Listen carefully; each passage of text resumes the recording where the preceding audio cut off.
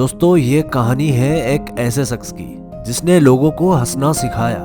शारीरिक और मानसिक रूप से कमजोर होने के बावजूद भी उसने लोगों के दिलों में जगह बनाई और दुनिया को ये भी सिखाया कि खुश रहने के लिए और कामयाबी के लिए शरीर के स्वास्थ्य से भी ज्यादा जरूरी है हमारे मन का खुश होना।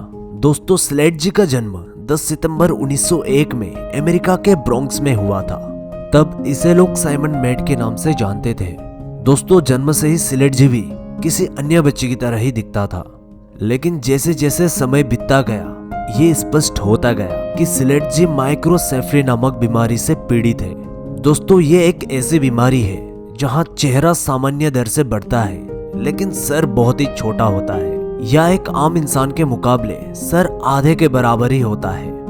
इस तुलना में उस इंसान की दिमाग की सोचने समझने की क्षमता कम होती जाती है। दोस्तों कभी कभी यह तब होता है जब बच्चा माँ के पेट में हो और बच्चे की माँ अत्यधिक शराब का सेवन करे, या फिर कोई जेनेटिक बीमारी भी हो सकती है। और सबसे दुख की बात तो यह है कि इसका कोई इलाज नहीं है। स्लेड जी का जन्म एक अमीर परिवार में हुआ था। उसकी एक बहन भी थी जिसका नाम एथेला था और वो भी माइक्रोसेफली से पीड़ित थी। अजीब से दिखने वाले इन बच्चों के माता पिता को अपने बच्चों पर शर्म आती थी और वे उन्हें समाज से छिपा कर रखते थे। वे डरते थे कि लोग उनका मजाक बनाने लगेंगे और इसी कारण की वजह से स्लेड जी और उसकी बहन को उनके माता पिता ने ड्रीमलैंड साइड शो सर्कस में बेच दिया।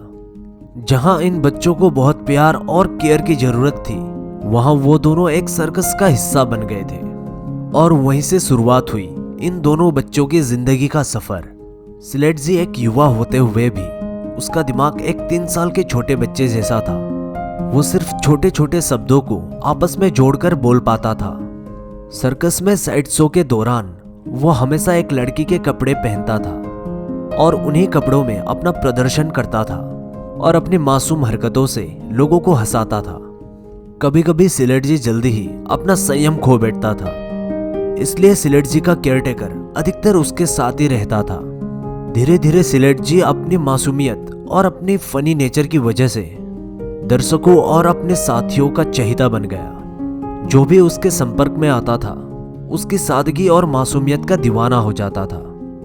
दोस्तों स्लेड जी सर्कस से इस कदर पॉपुलर हुआ कि उसे हॉलीवुड मूवी से ऑफर आने लगे।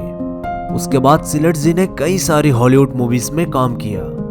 1932 में स्लेड जी ने फिल्म फ्रीक्स में अभिनय किया और इसी फिल्म के माध्यम से स्लेड जी रातों रात एक सुपरस्टार बन गया।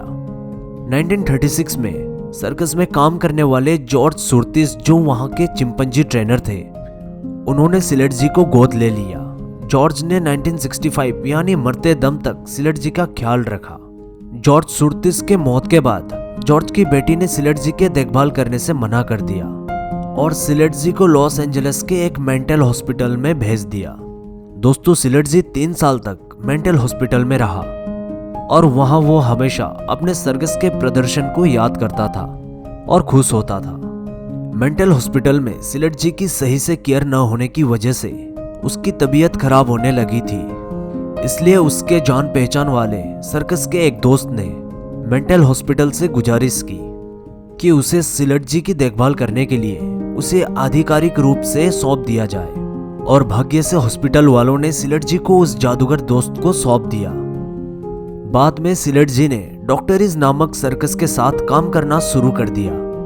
स्लेड जी का इतना नाम होने के बाद भी उसका कोई अपना अस्थायी घर नहीं था और फिर कुछ सालों बाद स्लेड जी लॉस एंजलिस से रिटायर हुआ और अपने रिटायरमेंट के दिन भी उसने लोगों को खूब हंसाया। स्लेड जी अपने आसपास वाले लोगों के लिए हमेशा प्यारा और मासूम था।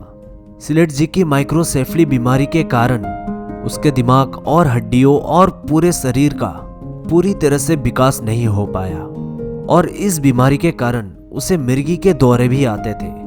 उसकी ये बीमारी इस हद तक बढ़ गई थी कि बाद में उसे सुनने और देखने में भी परेशानियां होने लगी थी।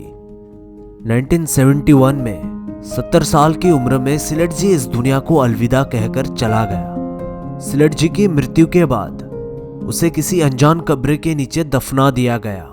दोस्तों स्लेड जी शारीरिक रूप से अधिक सक्षम भले ही ना हो, परंतु कमजोर बिल्कुल नहीं था। माता पिता की शरण में ना रहते हुए भी उसने कभी हार नहीं मानी और दुनिया को हंसते हंसाते हुए वो अपनी एक अलग छाप छोड़कर चला गया। दोस्तों, अगर आपको सिलेठ जी की ये कहानी पसंद आया हो तो लाइक एंड शेयर जरूर करना और इसी तरह के वीडियोस के लिए इस चैनल को सब्सक्राइब भी जरूर करना। तो दोस्तों, मिलते हैं अगली वीडियो में। धन्यवाद। जय हिंद।